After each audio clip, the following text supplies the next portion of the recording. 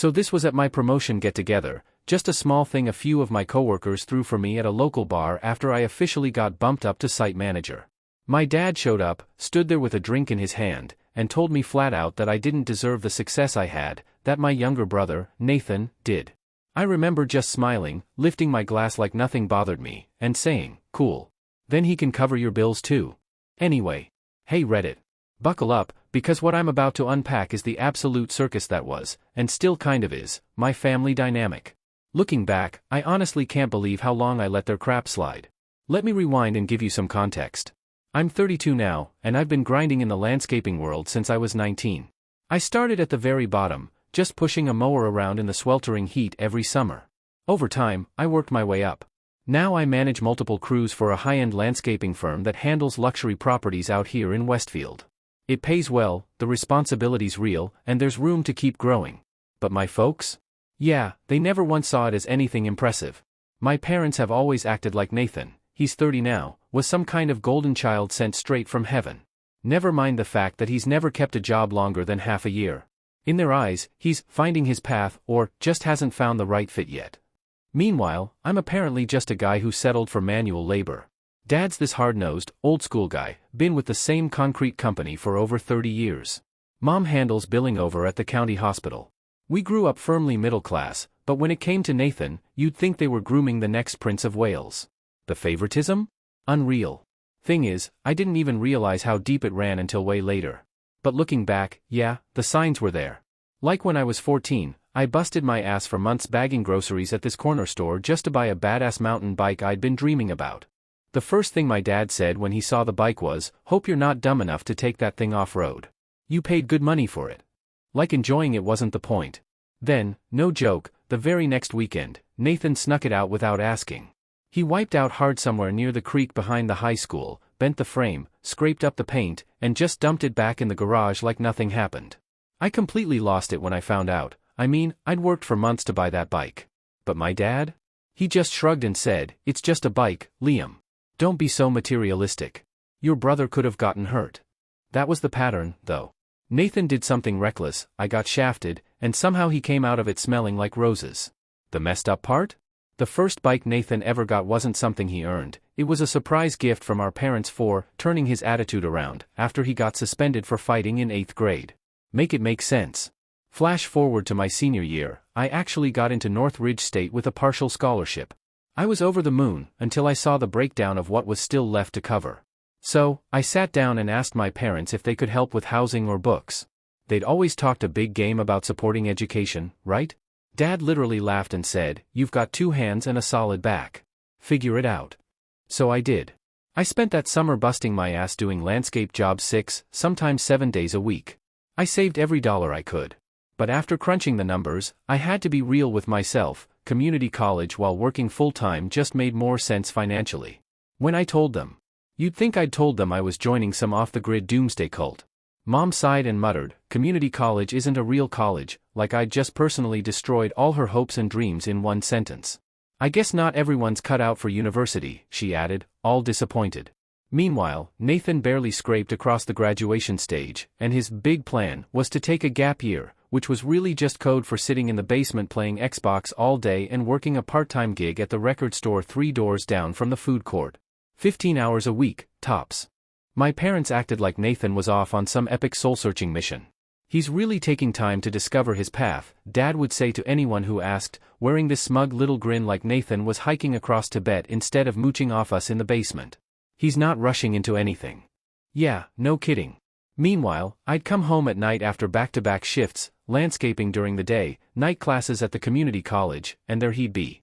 Laid out across the living room couch like a king, surrounded by empty chip bags, controller in hand, playing the PlayStation I bought. Sometimes he'd have some girl over I'd never seen before.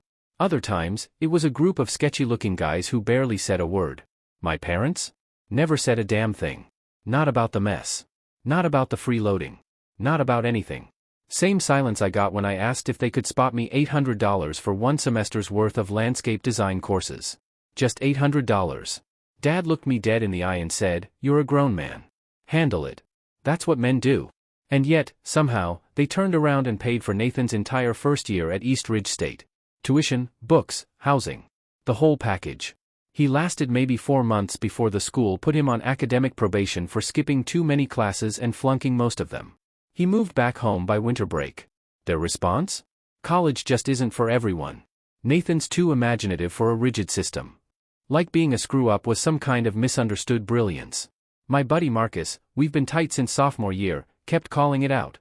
Man, your parents act like they owe Nathan the world and you owe them rent for existing, he said once while we were grabbing beers. I laughed it off like I always did, mumbled something about how family's just complicated. But the truth? I knew he was spot on. I just didn't want to face it yet. Things really hit a new low when I was 25. Nathan asked to borrow my credit card real quick to buy gas or something. I don't even remember the lie. Next thing I know, there's a $760 charge on my statement for concert tickets. Not just for him, but for a group of his friends too. I waited until Sunday dinner to bring it up, thinking maybe the public setting would keep things civil. But when I told him he needed to pay me back, my parents looked at me like I was the jerk. He just wanted to give his friends a good experience, Mom said, like he'd donated to a children's hospital instead of throwing my money at a music festival. Mom actually said that, like it somehow made it okay for Nathan to flat out steal from me. You're doing well now, what's the big deal? She asked, like my bank account was some endless well of generosity. Dad chimed in with, it's not like you've got a wife or kids to support. And Nathan? He just leaned back in his chair, grinning like it was all a big joke. I'll pay you back after I get my tax return, he said. Spoiler alert, he never did. What they didn't know, what I didn't tell them, was that I was putting that money aside for a certification course through the company. It was my shot to move up into a supervisor role. That $760 setback? It pushed everything back by almost half a year. I ended up grinding weekends to make up the difference, taking on the kind of work nobody else wanted, hauling sod in the rain, last-minute installs, cleanup jobs in brutal heat. All of it just to stay on track. And when I finally earned that certification, paid for entirely out of my own pocket, not a word. No, congrats, no, we're proud of you. Nothing. Meanwhile, Nathan got hired as a bartender at some hole-in-the-wall joint downtown, and my parents gave him a card that said, "Here's to new beginnings," with $200 cash inside. 3 weeks later, he bailed on the job because the vibe was off. That same year, when I got promoted to crew leader at 24, a couple guys from the team took me out to grab some pizzas and a few drinks to celebrate. My folks didn't show. Didn't even call. When I brought it up later, Dad waved it off and said, "It's just landscaping. Call us when you've got a real career." But when Nathan got bumped to head bartender, which just meant he was the only guy who knew how to pour a half-decent cocktail, they took him out for steak and wine and plastered it all over Facebook. "So proud of our talented son," Mom wrote, next to a photo of him holding a cocktail shaker like it was a diploma. And social media? Yeah, don't even get me started. Mom shared everything Nathan posted, even the dumbest stuff. Like a shirtless selfie in some dingy club bathroom with the caption, "Flexin', on the weekend," and she'd comment, "My handsome boy enjoying life." Me? I once posted a full project showcase, custom water features, stone pathways, the whole design built from the ground up for a business park near Lake Hill. I managed the crew, oversaw the blueprint revisions, even dealt with the client directly. It was my proudest project to date. Crickets. Not a like, not a comment. Nothing but silence. Not a like. Not a comment. Not even a pity share from Mom. It was like the work I poured myself into didn't even register. Then came my 30th birthday. Mom mailed me a $25 Applebee's gift card. No call, no visit, just that. For Nathan's 28th? They surprised him with a weekend in Vegas and handed him $500 in spending cash like he'd just finished a marathon. When I asked why the difference, Mom gave me this look like I was being dramatic and said, "Nathan's had a rough time since the breakup. He dated that girl for, 8 weeks? And when it came to my relationships? They found a way to ruin every single one of them. I brought home my college girlfriend, Jess, once, sweet, thoughtful, had dreams of becoming a pediatric nurse. My mom spent the entire dinner making snide little comments about how some women just aren't naturally nurturing enough to make good wives. Right in front of her. Jess barely said a word the rest of the night. Then there was Rachel, she was smart, hilarious, worked as a dental hygienist. My dad pulled me aside one night and said, "You really think she's into you for you?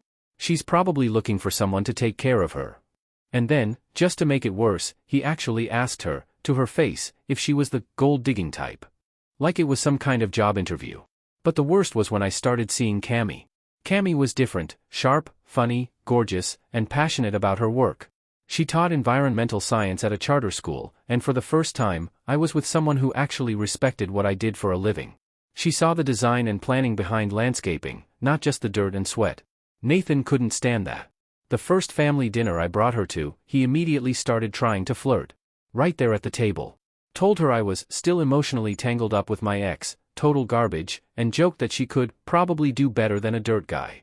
All with this smug little smirk like he thought he was being smooth. My parents? They laughed. Like it was some adorable sitcom moment. Nathan's always had such a way with the ladies, Mom said with a proud smile, while Dad just nodded and kept eating, like his son hitting on my girlfriend was something to be proud of. On the drive home, Cammy was livid. She turned to me and said, "Your brother is a total creep. And your parents? They just sit there and encourage it." She said that, and honestly? I couldn't even argue. What could I say? She was right. It had been the same story over and over for years. Nathan would screw something up, and Mom and Dad would swoop in like it was their full-time job to rescue him. Me? I'd bust my ass and hit a milestone, and they'd either shrug it off or act like I was bragging. It felt like I was living in this warped alternate reality, one where the rules shifted based on which son you were. For him, there were excuses, praise, and second chances. For me, there was silence. Sometimes even straight-up resentment. The thing that really did it, the point where I just couldn't pretend anymore, was when I finally bought my first almost new vehicle. A 2019 Toyota Tacoma. Nothing flashy, but it had low miles, clean inside and out, and I'd put in months of overtime to afford it. Every extra weekend shift, every sunrise to sunset day in the heat, it was all for that truck. And when I signed the papers and drove it off the lot, I felt something I hadn't felt in years, proud. Like I did this. No co-signer. No parental help. Just me. A couple weeks later, I brought it over to one of those Sunday dinners I kept forcing myself to attend, still trying to be the good son, still hoping something might shift. Nathan rolled in already half-drunk, cracking open another beer before dinner even started. I caught him side-eyeing the truck from the porch, then he started making little jabs. Trying to overcompensate for something, big guy, he laughed. I ignored it. That was my usual strategy, let it slide, keep the peace. But after dinner, I stepped outside for a quick smoke and the truck was gone. Keys? Not by the door where I left them. I called Nathan. No answer. Texted him a dozen times. Nothing. An hour passed. Then 2. I was pacing the driveway thinking about whether I should just call the damn thing in as stolen when I finally heard the bass thumping from the corner. He pulled up like nothing had happened. Windows down, music blaring, and my stomach dropped when I saw the truck. The entire passenger side was scratched up, deep, like he'd rubbed against something metal. Bumper was dented. Empty cans of Monster rolling around the floorboards. He hops out, smelling like vodka and cheap cologne, and says with a grin, "Took your ride to go pick up Stacy. Hope that's cool." He slurred something as he tossed my keys at me, nearly missed my hand. "She wanted to see if the back seat was as roomy as it looks," he said, then laughed like it was the funniest thing ever and stumbled inside without a care in the world. What they didn't see, what none of them ever saw, was how I'd just spent my entire last weekend working on that truck. I'd washed it, hand-waxed it until it gleamed, vacuumed every inch of the interior. I even got down on my hands and knees with a scrub brush to clean the floor mats. Not because I'm some neat freak, but because that truck wasn't just a vehicle to me. It was the one thing I had that I earned. That truck meant something. And now? Now it had a scratch running damn near the whole length of the driver's side. 3 feet long, clear through the paint. The inside reeked of cheap body spray and whatever perfume his date was drowning in. I stormed back into the house, still trying to keep my voice level, but shaking with how angry I was. I laid into him right there in front of our parents, told him exactly what he did and how messed up it was. Dad just shrugged and said, "Don't be so dramatic, Levi. It's a scratch. Family shares things." And Mom, of course, jumped in with her classic peacekeeper voice, "I'm sure Nathan will help with the repairs, won't you, honey?" Nathan didn't even look up. He just flopped down on the couch, grabbed the remote, and changed the channel. "It already had scratches," he mumbled. "Probably just trying to scam me to pay for your shitty driving. Besides, it's just a truck. Not like you've got anything better to spend your money on." That was it. I snapped. I told them straight up, he took my truck without asking. That's theft. He was clearly drunk when he drove it. That's a crime. And they were all sitting here, defending him like I was the one out of line. Dad stood up and got in my face. "Don't you dare raise your voice in my house. Nathan made a mistake. You need to calm the hell down." "A mistake?" I said. "A mistake is spilling a drink. This was stealing my truck. He damaged it. And I'm the one being told to calm down?" Then, right on cue, Mom started crying. The moment she felt the conversation slipping, she pulled that move every time. Tears. Shaky voice. "Why are you always so hard on your brother?" she asked like I'd just punched him in the face.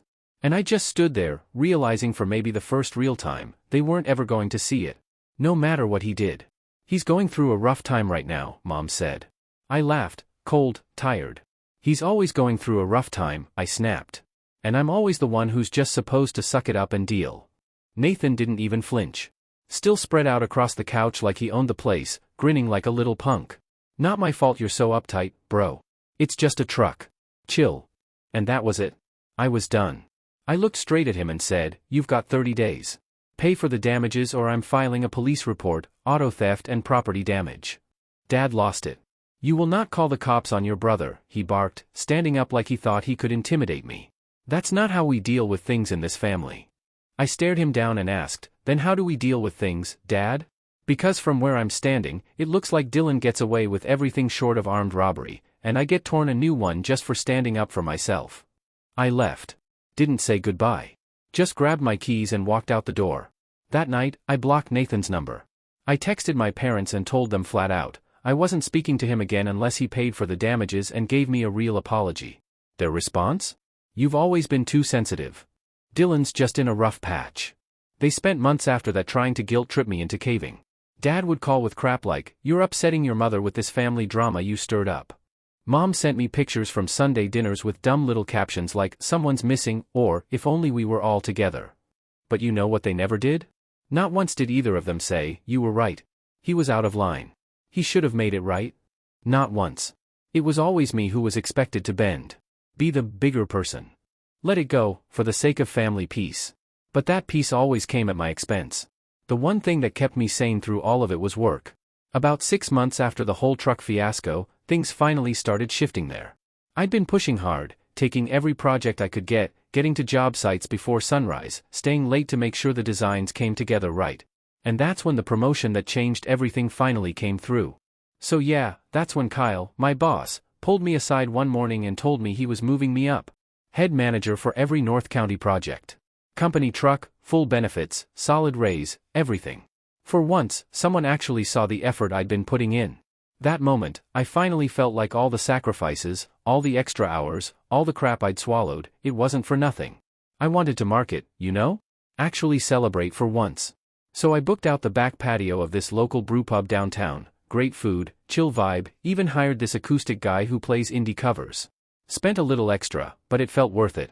I did invite my parents. But I told them, straight up, Nathan wasn't welcome. I was done pretending things were okay when they clearly weren't. Of course, Mom tried to guilt-trip me. "He's still your brother, family should stick together." And Dad?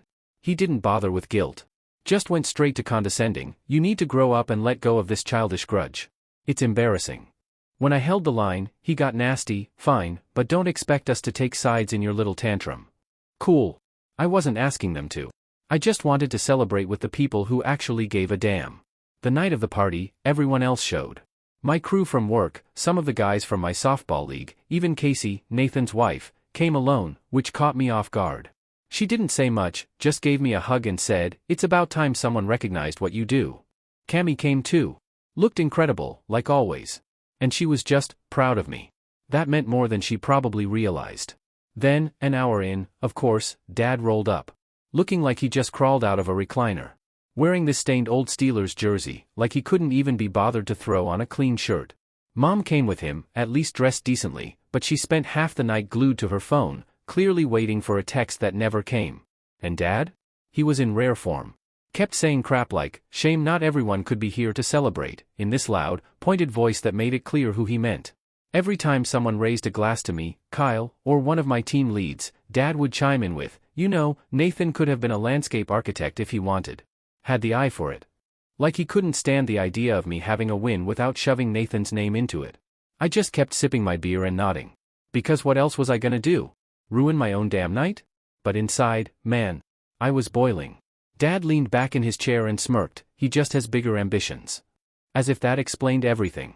Meanwhile, Kyle was passing around the tablet, showing before and after photos of the project I designed for that tech CEO's hillside. You could literally see the transformation. A barren, lifeless hill turned into this beautiful landscape with native plants, a small waterfall, everything. My design was all over it. Dad glanced at the photos, barely even 2 seconds, and then muttered, "Looks like a bunch of plants to me. Not exactly rocket science." Damon, one of my coworkers, who had no clue about the family drama, leaned in close and whispered, "Dude, what's up with your dad? Why's he being such a jerk at your party?" I just shrugged, trying to brush it off. "That's just him, man. Don't worry about it." But inside? I was furious. It felt like my blood was boiling. But I kept my cool, at least on the outside. Then Kyle made this heartfelt toast, praising me for everything I'd worked for.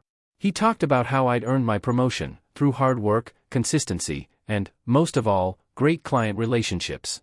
He even mentioned how clients specifically asked for me to work on their projects, how the company was lucky to have me. That's when Dad stood up. Mid-toast. He interrupted Kyle without a second thought, his voice loud enough to echo across the whole patio. "Must be nice," he said, "getting promotions for just showing up and pushing a lawnmower. Not like you're out there building actual structures like real men." He turned to me and added, "Your brother could have run circles around this landscaping stuff if he wanted to, but he's always aimed higher."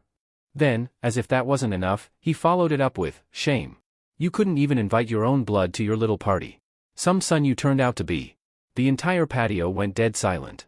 You could feel the tension hanging in the air. Kyle's jaw literally dropped. I saw his eyes go wide in shock. And Cammy, who had been my rock all night, squeezed my hand so hard it actually hurt. And that's when I snapped. Not by yelling. Not by flipping a table or anything dramatic. No, I was done with all the fighting, done with trying to justify myself. I raised my glass, smiled as calmly as I could, and simply said, "Awesome." Just one word. But it carried everything I'd been feeling for years. Then I looked my dad straight in the eye and said, "Then Dylan can start paying your mortgage too. I'm sure all those bartending shifts will cover it when he's not busy stealing cars. Or maybe he can sell some of those actual structures you think are so impressive." Dad's face turned a deep shade of purple. I could practically see the steam coming out of his ears. "How dare you talk to me like that after everything we've done for you," he snapped. I couldn't help it, I laughed. Right in his face. "Everything you've done for me?" I said, my voice steady. "Name one thing, Dad. One actual thing you've done for me that you didn't make me pay back with interest." Before he could respond, Mom jumped in, her voice pleading, "Mike, please. Not here. We're your parents." I cut her off, my tone sharper than I'd ever let it be. "No. You're Dylan's parents. I'm just the ATM you use when he burns through his allowance." I placed my glass down, thanked everyone else for coming, and walked out of that place. Cammy followed me, but I told her I needed space. She nodded, understanding, and I got in my truck. I didn't know where I was going at first, but eventually, I drove out to this overlook just outside of town. I sat there, staring at the view for hours, letting the cool air hit my face. But what made it worse? Realizing that I wasn't even angry anymore. I was just empty. It was like someone had flipped a switch inside me, and suddenly, all my feelings about my family, everything I had put up with, just disappeared. That night, I knew. I was done. Completely done. I wasn't going to be their punching bag anymore. I grabbed my phone and called my buddy Alex, who works at the bank where my parents had their accounts. It wasn't exactly legal, but he owed me big time after I covered for him when he got into some serious trouble. "Hey, I need you to check something for me." It felt like the first step I was taking towards putting everything in my past behind me. I called Alex and asked him to find out exactly how much my parents were helping Dylan financially. I thought I had a good idea, but what he found the next day was far worse than I ever imagined. The text came through the next morning, "Dude, it's way worse than you think. They've been paying his entire rent, $1,850 per month. His car payments $430 a month. His credit card minimums are around $600 per month. And they're co-signers on a personal loan he took out for $25,000 3 months ago. They're also paying the minimums on that, too. Their accounts are draining every month." That was it. I didn't need any more confirmation. I had access to my parents' email since I'd set up their computer years ago.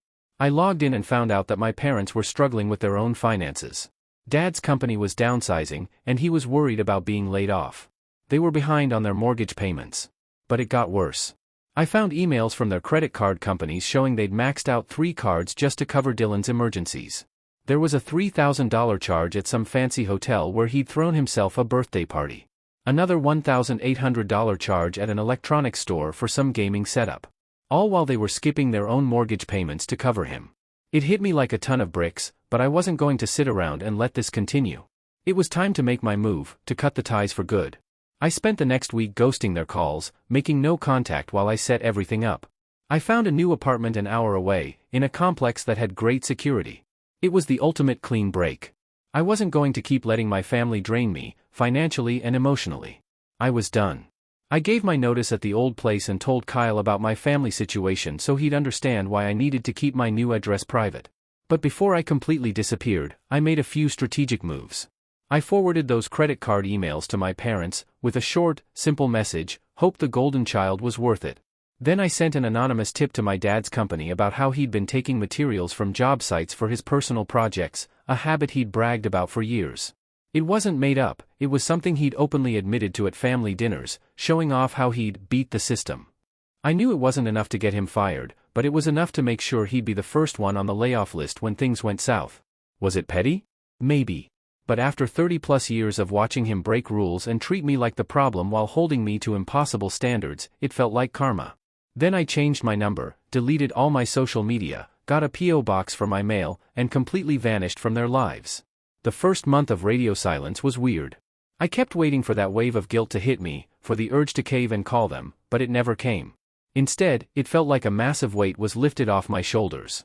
For the first time in my adult life, I wasn't bracing myself for the next round of family drama, the next comparison to Dylan, or the next request for help that I'd be expected to cover without question. I threw myself into work. Kyle noticed the change in my focus, and within 3 months, I was exceeding all my targets. The company even gave me a bonus, one I actually got to keep for myself, instead of using it to bail out Dylan or cover some emergency my parents couldn't manage. My new apartment was smaller, but it was in a better area. I furnished it exactly how I wanted, no hand-me-downs, no second-hand stuff. Everything I picked out myself. It felt like a fresh start. The first thing I bought was this sick leather couch I'd been eyeing for years. I could never justify spending the money on it before, not when Dylan always needed loans or when my parents expected me to pick up the slack. This time, I didn't think twice.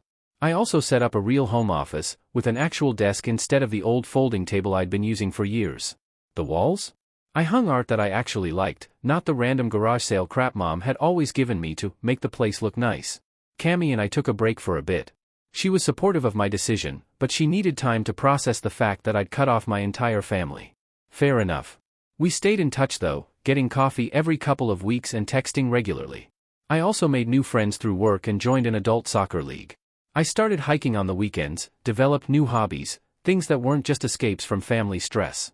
And I also started a side business designing small-scale landscapes for homeowners who couldn't afford full professional services. I'd create template plans they could implement themselves, complete with plant lists and maintenance schedules. It made me an extra $1,500 to $2,000 a month doing something I loved, with absolutely zero family drama attached to it. For the first time in my life, I was putting myself first, and it felt incredible. 8 months later, Cammy, who I was still in touch with, told me that my dad had indeed been laid off during the company's restructuring. Mom's hours at the hospital had been cut back, and Dylan was still doing the same old stuff, still the golden child who could do no wrong, except now, they couldn't afford to keep bankrolling his lifestyle.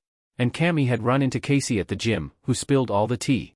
Apparently, Dylan had been fired from 3 more jobs in the span of 6 months. The last one was at a warehouse, where he'd been caught stealing inventory and selling it online.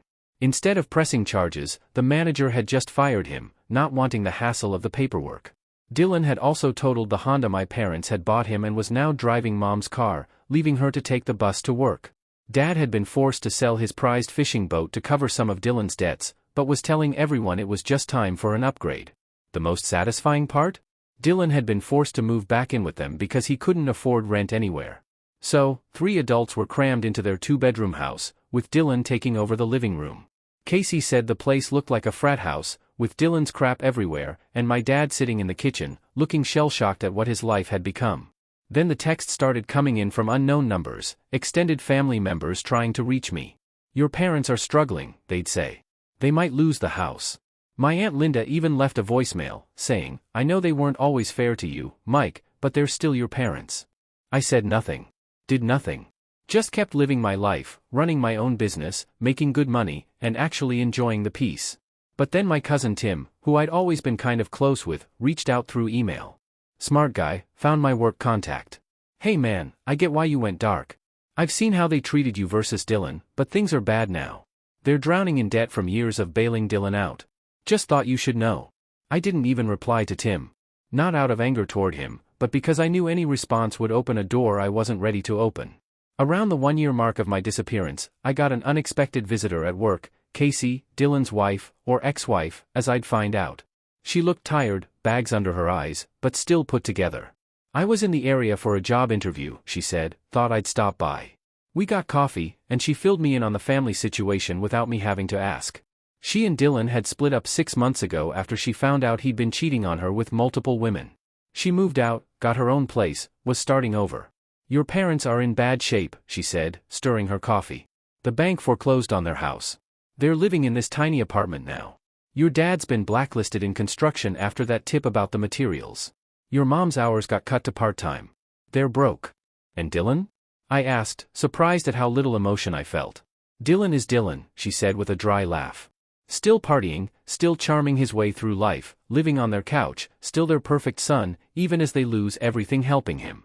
Casey told me Dylan had been offered a management position at his friend's landscaping company, a much smaller operation than where I worked, but had turned it down because, as he'd put it, that's Mike's thing, and I'm better than that.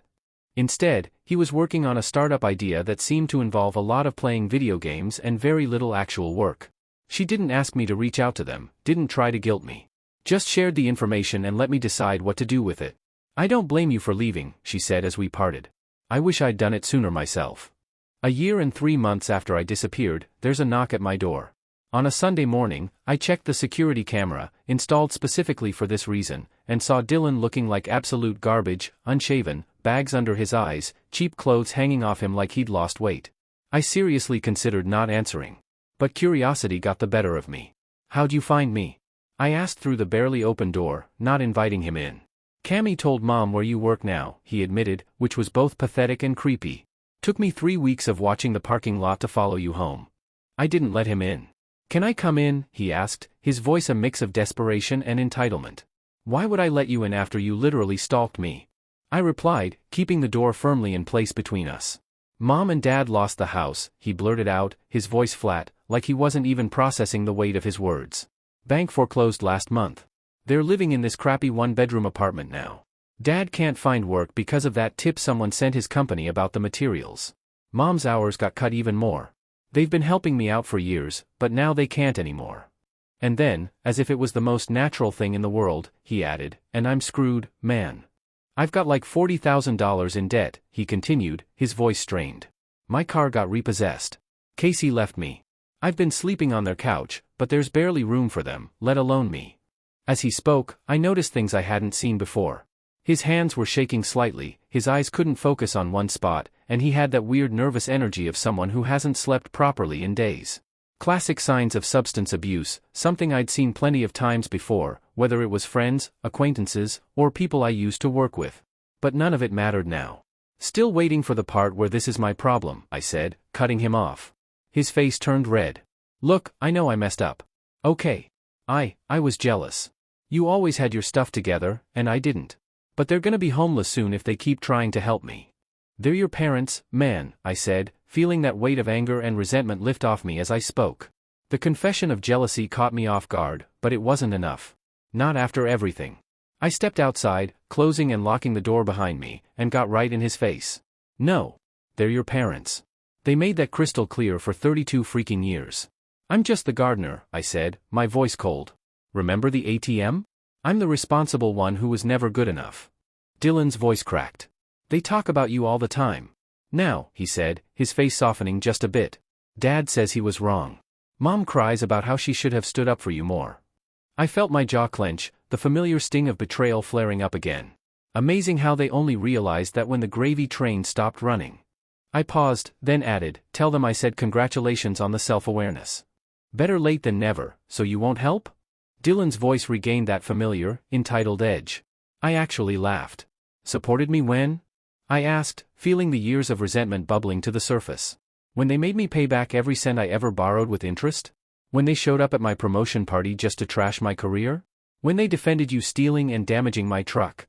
Dylan looked down, his face faltering. They need $15,000 to avoid eviction from the new place and get caught up on bills, he said, almost pleading now. I thought, with your promotion and everything, he trailed off, noticing the fresh tattoo peeking out from under his sleeve. It looked expensive, the ink bold and new, contrasting with the cheaper shoes he was wearing. His watch was still the same $400 model, the one that had always screamed privilege. Typical Dylan, still managing to find money for the things he wanted while begging for the things he needed. Get off my property before I call the cops, I said, my voice calm but firm. And don't come back. Ever. He stood there for a moment, his shoulders slumping in defeat. I watched him turn and walk away, but as he did, part of me wondered if I should feel something, pity, satisfaction, maybe even relief. But there was nothing. Just this peaceful emptiness, like I'd finally set down a heavy weight I'd been carrying my entire life. 2 weeks later, I received an email from Mom to my work address. The subject line read, "We're sorry." I opened it, and the email was long, pages of them, really, explaining how they'd realized too late how unfairly they'd treated me. The email was a mix of regret and desperation, and for a brief moment, I almost felt something, maybe empathy, maybe a shred of the old connection I used to have with them. But then the weight of everything I'd experienced, everything I'd sacrificed to get here, flooded back, and I felt that old resolve firming up inside me again. They described how watching Dylan spiral without their financial support had opened their eyes to how they'd enabled him, how Dad had been diagnosed with depression after losing his job, how they were on the verge of eviction with nowhere to go. Their words were peppered with convenient new realizations, how they'd always admired my work ethic but had never known how to show it, how they'd been blinded by Dylan's charm, how they now understood that their different parenting styles had actually been harmful. The message about the double standards, their own guilt over how they'd taken my strength for granted while coddling Dylan's weakness, it almost sounded like they'd gone through some kind of emotional transformation. But then there were lines in the email that, honestly, should have moved me. We realize now that we took your strength for granted while coddling Dylan's weakness, and your father can't sleep at night, thinking about how he dismissed your career when you've created such a successful life for yourself. They even mentioned their regret over the way they had treated my career, and how much it had hurt them to see me build a life while they enabled Dylan to tear theirs apart. At the end of the email, the ask was direct and clear: we need $15,000 to keep our apartment and get back on our feet. We know we have no right to ask, but we have nowhere else to turn. Dylan told us about your new place. It sounds like you're doing well. Please, Mike. We're still your parents. I sat there staring at the screen for a long time, processing it all. Here's the thing, I was doing well. The promotion had nearly doubled my salary. I had a solid emergency fund, investments starting to grow. I could have written them a check, and it wouldn't have hurt me much. But the problem was, I remembered everything else. All those years of being treated like I didn't matter, of watching them bail Dylan out over and over while I struggled on my own. I'd carried the weight of their favoritism, their double standards, and their constant comparisons. They hadn't even known how to show appreciation for what I'd built with my own hands. So, I took a breath, leaned back in my chair, and decided what I was going to do. I could still see my dad's face from that promotion party, the way his disgust had twisted his features when he mocked my career. The way he looked down on what I'd worked so hard for. It was in that moment that I knew there would be no more generosity from me. No more playing the role of the dutiful son. I drafted a formal letter through a lawyer outlining my terms, firm and unyielding. I was willing to help, but it was going to be on my terms. First, I would pay $15,000 directly to your landlord and creditors, not to you. Not 1 cent would go into your hands. Second, both of you would sign a formal loan agreement, with 8% interest, just like the one Dad had made me sign when he helped me with my truck repair. Payments would start in 6 months. Third, Dylan would have to check into a 90-day rehabilitation program for his substance abuse, with proof of completion before anything else. Fourth, you both would attend 6 financial counseling sessions, with proof required at the end. And fifth, you would sign a legal agreement stating that you would not contact me outside of loan repayment matters for a period of no less than 2 years. There would be no negotiation. No exceptions. Mom called my lawyer, pleading with him, crying over the phone. She begged him to get me to soften my stance, to just help family without these harsh conditions. Dad left a voicemail on the law office phone, his voice full of indignation. Real men don't treat their parents like business clients, he said, as if his pride still mattered more than anything else. I didn't respond to either of them. I just waited. 3 days later, when they were just days from eviction, I received an email from my lawyer. They had signed the contract. Dylan had checked into the rehab program. The first payments had been made to their landlord and creditors. My life was unrecognizable from just 2 years ago. And for the first time, I felt a quiet sense of satisfaction. Cammy and I are engaged now. I've moved up at work too. I'm overseeing operations for the entire county. We bought a house, not extravagant, but it's ours, a place we've made our own. We have a dog, Rex, who's as much a part of this new chapter as anything else. He loves riding in my truck, which I still have and take meticulous care of, a reminder of everything I've worked for. Sometimes, when we're driving to visit Cammy's family, who are amazing, by the way, her dad asks me about work. He actually seems interested in what I have to say, unlike the blank stares I used to get from my own family. We pass through my parents' part of town occasionally, and I catch a glimpse of people who remind me of them, older faces, worn from time, but I feel nothing. No anger. No resentment. Not even the satisfaction I once thought would come with everything falling apart for them. Just an emptiness, a quiet peace. And for someone who spent so long being made to feel like nothing by them, that emptiness? It's the biggest victory of all.